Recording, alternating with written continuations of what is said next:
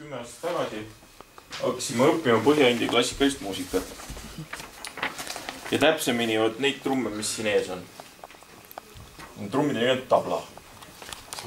Tabla. Ja sõna tabla ei tähenda mitte midagi muud kui trumm. See tuleb araabia keeles. Aga kuna mina hakkasin tablasid õppima, siis mul tekkis ka huvi selle vastu, et kust tablad on tulnud. Ja siis ma uurisin seda asja ja selgus, et tõesti, et tabla eelkäijad on väga igast erinevaid trumme olnud. Ja üks variant oli siis ka sellised potitrummid. Nüüd ma räägin teile natuke, kui me neid mõisteid siin vaatame, eks. Et mis siin paberi peal kirjas on, siis see tundub võib-olla natuke segane jutt. Aga proovime natukene nagu siit millestki aru saada, et esimene mõiste ongi, eks ju, tabla siin minu ees. Põhja-India käsitrummide paar. Ja koosnevad siis niimoodi, et on bass soundi tekitav trumm ja kõrgeid sound tekitav trumm. Ja tegelikult kutsutakse veel niimoodi, et vajan on vasak ja dajan on parem. Seda ma ütlesin, eks ju, et see sõna tähendab lihtsalt trumm. Tehtud on nad niimoodi jällegi, eks ju, vaadake, siin on ka näha, et tegelikult on pott, eks. Alt kinni isegi. Ja see on metallist. Vanasti tehti see ka savist. Ja see on puust. Samamoodi alt kinni. Võt sellisel kujul tablad on umbes kuskil, ma arvan, tänaks päevaks juba kuskil 300 aastat vanad. Ja miks neid hakati kasutama? Okei. Ennem seda ma veel räägin. Siin vaadake, tablade all on järgmine sõna pakkavatš.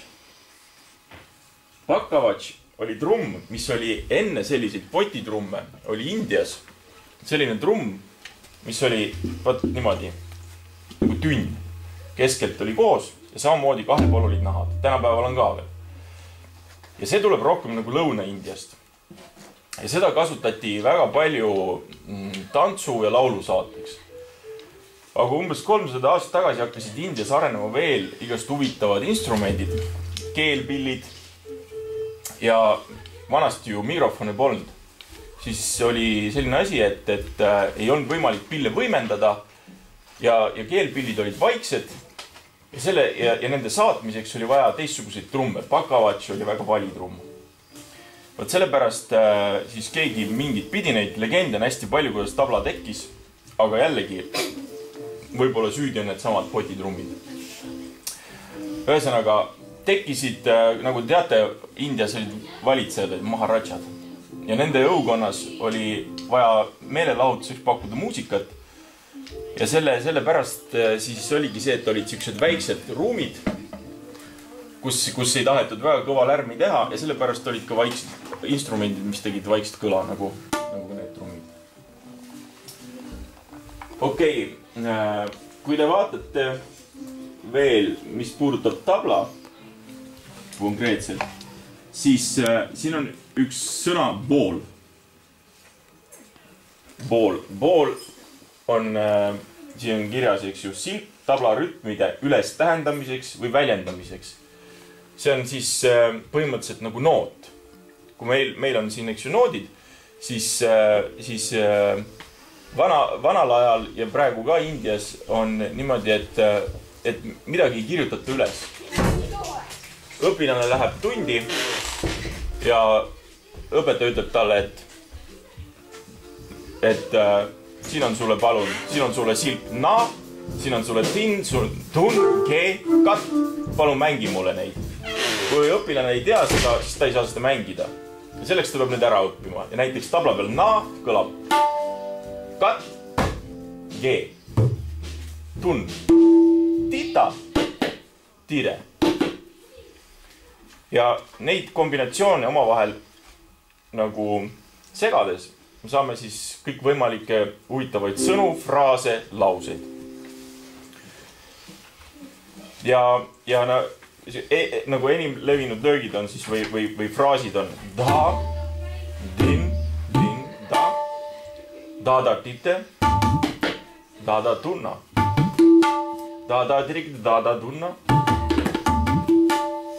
da, trik,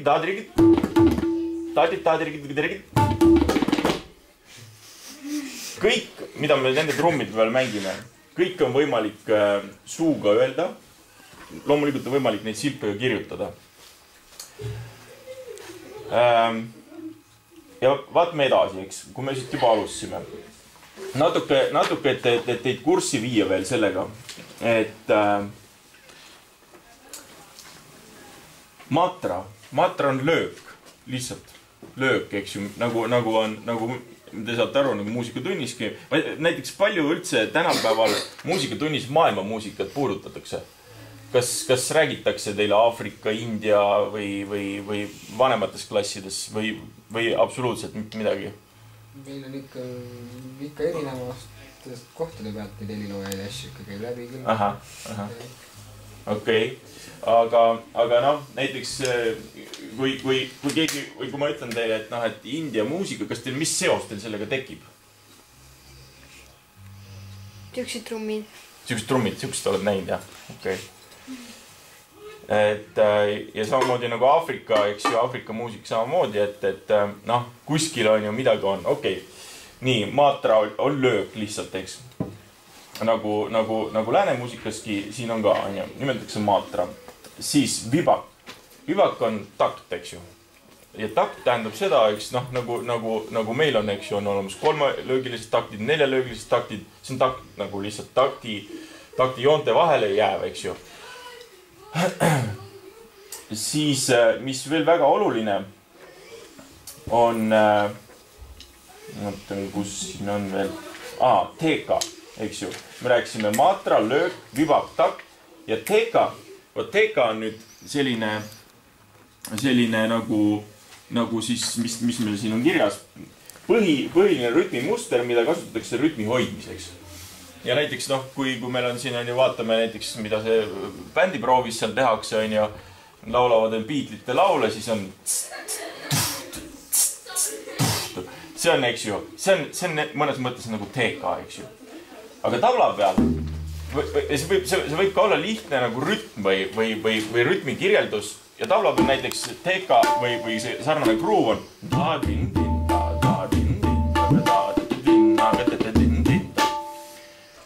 lihtsalt on ka olemas lühemaid rütme, aga mille poolest on India muusika väga eriline, on just see, et on väga pikad nagu rütmitsüklid, kõik võimalikud erinevad. Ja see, mis ma just praegu mängisin, seda nimetatakse nagu ka rütmide kuningaks ehk tintal ehk 16-löögiline rütmitsükkel. Ja kõlab ta siis nii. Da, din, da, da.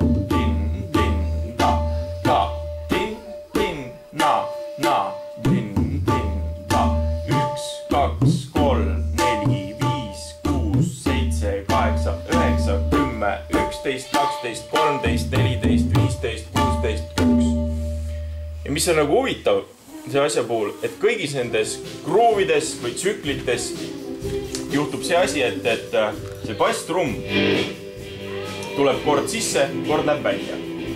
Ehk siis märkides ära selle tsükli. Konkreetselt siin tsüklis ongi see, et basstrumm läheb välja 9. löögi peal. Ehk kui mängime 1, 2, 3, 4, 5, 6, 7, 8, 9, 10, 11, 12, 13, 14, 15, 16. Kõik inimesed, kes saavad aru India klassikalisest muusikast ja istuvad saalis ja kuulavad seda, siis nad saavad aru, kui ma mängiksin sellist rütmi või ükskõik, kes mängiks sellist rütmi, siis nad saaksid aru, et see on 16-löögine tsükkel ja nad saavad, ühesõnaga, see ongi see, et mismoodi sellest muusikast nagu aru saada, nagu me, noh, kes lääne klassikalisest muusikast jagab, eks ju, on see, et mis on Beethoveni see teos, mis on Bachil see, eks ju, mis on seal erilist. Siin on samamoodi, ja näiteks teine tsükkel 7 peale. 1, 2, 3, 4, 5, 6, 7, 1, 2. See on ainuke tsükkel India muusikas, mis algab ilma bassita. 1, 2, 3, 4, 5, 6, 7. Okei, teha teile seda veel natuke selgemaks. Proovime, tähendab, siin on veel selline asi. Indias on muusikud kohustatud ja muusikahuvilised kohustatud, isegi kui sa lähed lapsena muusikakooli, siis sa pead ära õppima, kuidas seda rütmitsüklit või seda gruuvi oma käe peal näidata. 16-löögilist tsüklit näitavad kahte moodi. Üks võimalus on siin. See on su käte peal kirjas tegelikult. Ja see läheb niimoodi. Vaadake, siin on vahed ja sõrmeotsad. Nii on 1, 2, 3, 4. 4 lööki on ühe sõrme peal. Teise sõrme peal 4, kolmas 4, kogu 16. Da, din, din, da. Da, din, din, da. Da, din, din, da. Da, din, din, da. 1, 2, 3. Okei, võtke oma käsi, ükskõik kumb. Keerake see just niimoodi siia poole. Ja pöidlaga, alustades väikse sõrme alumist otsast 1, 2, 3, 4, 5, 6, 7, 8, 9, 10, 11, 12, 13, 14, 15, 16. Ja see ei ole mitte ainult selleks, et te teaksid seda, vaid näiteks, kui teil ka tekib mõte, on ju näiteks, et sa lähed koolist koju ja mõtled, et mul tuli mingisugune lahe rütm, on ju. Aga ma ei tea, mitme peale see rütm töötab tegelikult. Ma tahaksin võib-olla seda meelde jätta, ma tahaksin võib-olla sõprade jagada, aga ma ei tea, siis sa saad lugeda. See, noh, mis iganes.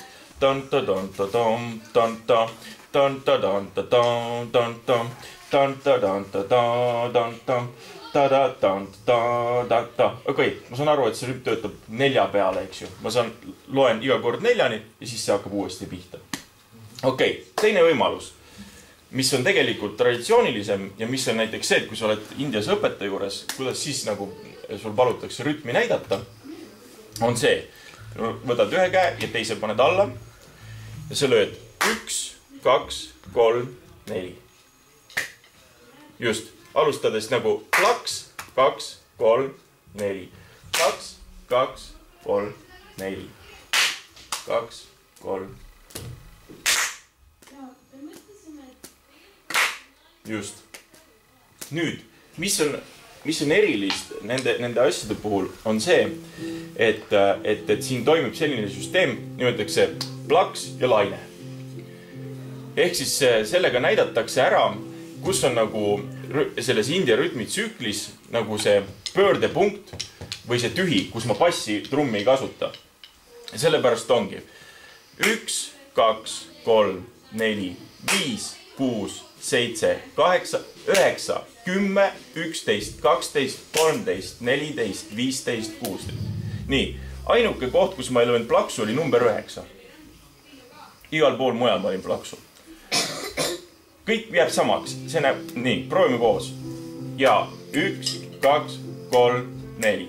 1, 2, 3, 4, 5, 6, 7, 8, 9, 10, 11, 12, 13, 14, 15, 16, 1, 2, 3, 4, 6, 7, 8, 9, 10, 11, 12, 13, 14, 15, veel.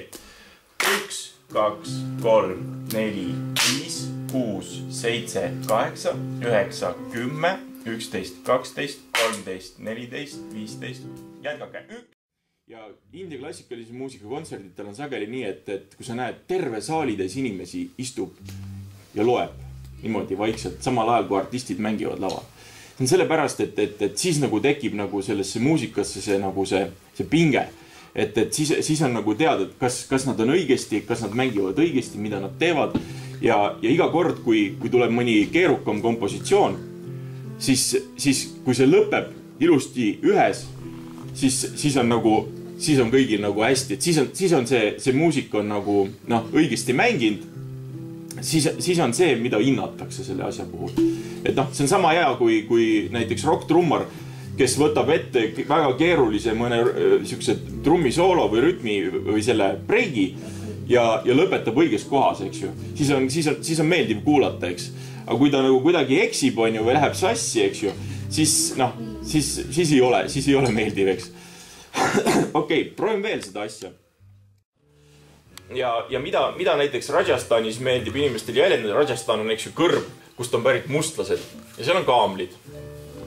ja folkrütm, mis on tulnud muusikasse, imiteerib siis kaamliga õnnakut, kõlab niimoodi. Din-ta-din, kidata-din, ta-din, kidata-din.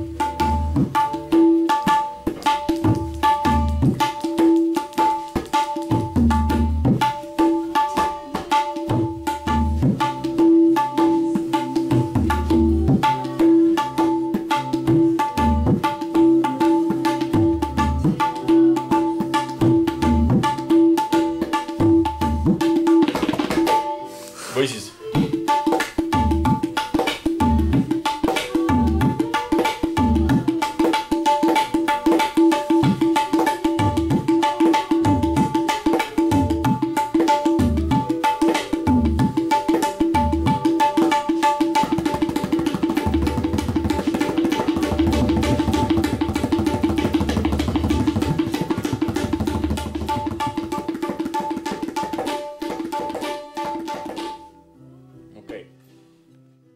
kaamliga ära. Sörgib kõrbes ringi.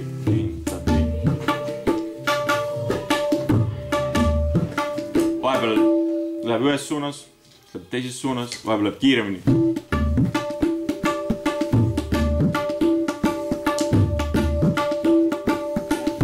Kaamel väisib ära.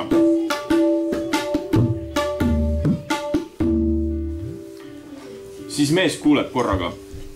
Eemalt tuleb mingi imelik hääl.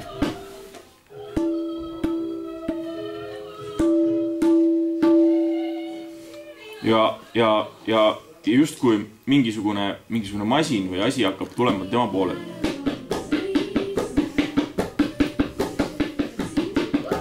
Ja mees saab aru, et see on rong.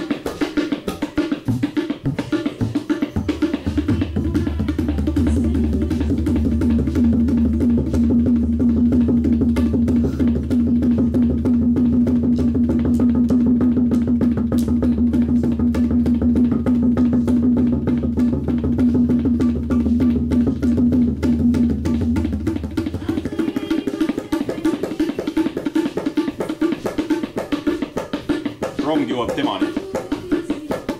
Mees seisab keset raudteed oma kaamliga.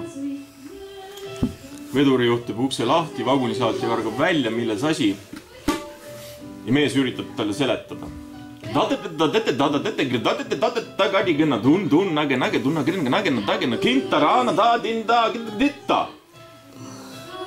See vist tähendab midagi sellist, et palun võtke mind kaamliga rongi peale, sest et mu kaamel on väsin, ma olen eksin, ma ei tea kuhu minna. Kas te saaksite palun mind võtta peale? Selle peale ütleb vagunisaatja. See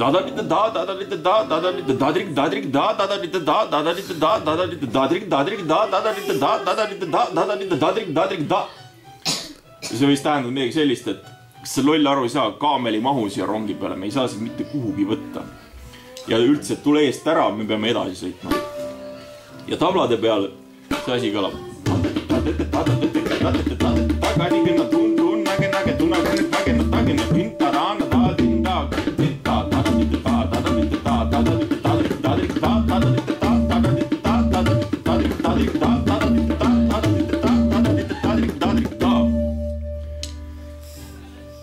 Selline lihtsalt üks lugu, kuidas mees ei saanud kaamliga rongi peale.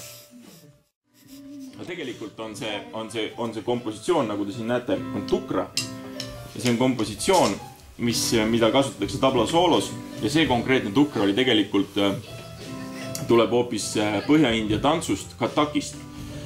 Ja sellega on veel huvitav asi, et kõike, mida on Indias tablamängijad, saavad tablaga mängida, kataki mängijad teevad samu rütme jalgadega. Neil on jalgade ümber sellised kuljused. Ja sellega on võimalik siis teha täiesti selliseid täpselt samu liigutusi, nagu ma teen.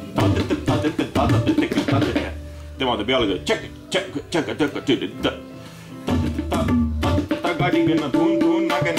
Samamoodi, eks ju, tal on võimalik teha. Et see võib täiesti sünkroonis nagu. Ja kalebassi, tegelikult kalebass on selline kõrvits Aafrikas, millest tehakse ka pille. Ja see oli ühes Aafrika trummiõpikus oli siis selline lihtne harjutus, kuidas nagu kuidas läbi nende silpide jõuda parem rütmini. ja me võime lihtsalt algul teha nagu, et ka, le, eks ju, on nagu 1, 2, pa, shi, on nagu 3, 4, eks ju. või palju te üldse noote, kas sina tunned nooti võib-olla natuke? Trumminooti. Okei, noh, see on trumminoot, eks ju. Siin on nagu põhimõtteliselt ti-ti-ti-ti-ti-ti-ti-ti, kaale, bashi, eks ju. ja okei, kõigepealt vaatame niimoodi, et siin tegelikult on kirjas, see nimetatakse klaave. 1, 2, 3, 4 lööki, 1, 2, 3, 4 lööki, mõlemas löögis, ühel pool on 3 lööki, teisel pool on 2. 2 ja 3 ja 4 ja kõik, mis on, eks ju, rohelised, kõik, mis on rohelised, on parema käega, punasega, vasaku käega, seal, kus mummu ei ole, seal on paus.